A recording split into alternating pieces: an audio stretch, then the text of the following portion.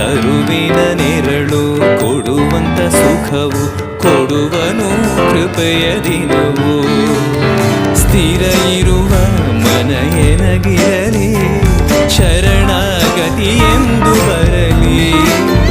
ಭಗವಂತನ ಪ್ರಿಯ ಮಗನಿವನ ಸಾರಿ ಬದುಕು ಇರಲಿ.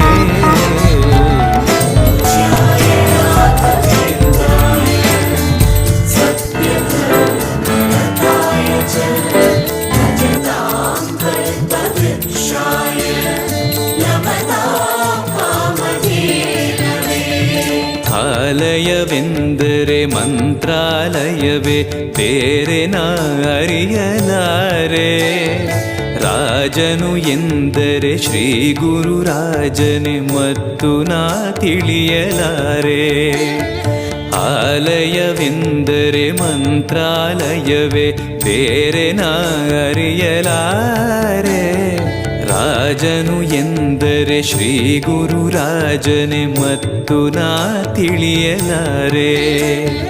ಸಾಗರವ ಭವ ಸಾಗರವ ದಾಟುವ ವೈರಾಗ್ಯ ಕೊಡುವ ಶಾಶಿರದ ಹರಿನಾಮವನ ಜೀವದಲ್ಲಿ ಇಡುವ.